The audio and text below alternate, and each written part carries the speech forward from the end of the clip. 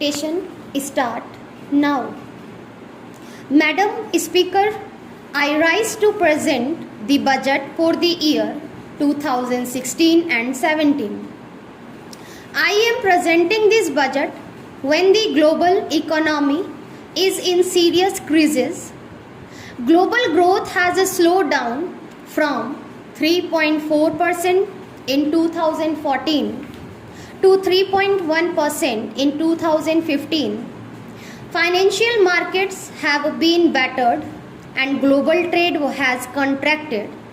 Amidst all these global headwinds, the Indian economy has held its ground firmly thanks to our inherent strengths and the policies of this government. A lot of confidence and hope continues to be built around India. The International Monetary Fund has hailed India as a bright spot amidst a slowing global economy. The World Economic Forum has said that India's growth is extraordinarily high.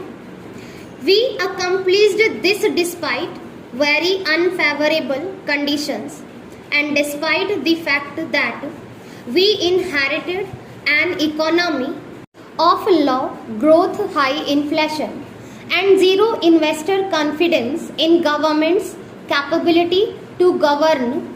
We converted these difficulties and challenges into opportunities. Let us look at our achievements compared to the last 3 years of the previous government, when growth had decelerated to 6.3%, the growth of GDP, and now accelerated to 7.6%. This was possible notwithstanding the contraction of global exports by 4.4% compared to 7.7% growth in world exports. During the last 3 years of the previous government, CPI inflation was at 9.4% during the last 3 years of the previous government. Under our government, CPI inflation has come down to 5.4%, providing big relief to the public. This was accomplished despite 2 consecutive years of monsoon shortfall of 13% compared to normal rainfall in the last 3 years of the previous government. Our external situation is robust. The current account deficit has declined from 18.4 billion US dollars in the first half of last year to 14.4 billion this year. It is projected to be 1.4% of GDP at the end of this year. Our foreign exchange reserves are at the highest ever level of about 350 billion US dollars. Our initiatives in the last 21 months have not only placed the economy on a faster growth trajectory but have bridged the trust deficit created by the previous government.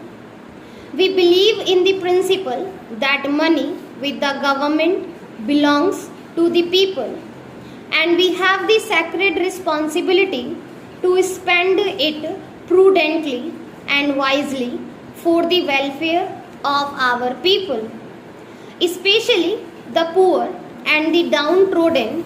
We have increased our planned expenditure at the RE stage in 2015 to 16 in contrast to the usual practice of reducing it. We achieved this despite adopting the 14th Finance Commission recommendations, which increased devolution to the states by 55%. We must now look ahead. The risk of further global slowdown and turbulence are mounting. The complicates the task of economic management for India. It has three serious implications for us. First, we must strengthen our firewalls against these risks by ensuring macroeconomic stability and prudent fiscal management. Second, since foreign markets are weak, we must rely on domestic demand and Indian markets to ensure that India's growth does not slow down. And third, we must continue with the pace of economic reforms and policy initiatives to change the lives of our people for the better. We see these challenges as opportunities. The financial years 2015 to 16 and 2016 to 17 have been and he will be extremely challenging for government expenditure. The 14th Finance Commission has reduced the central share of taxes to 58% from the 68% in the financial year 2015 to 16.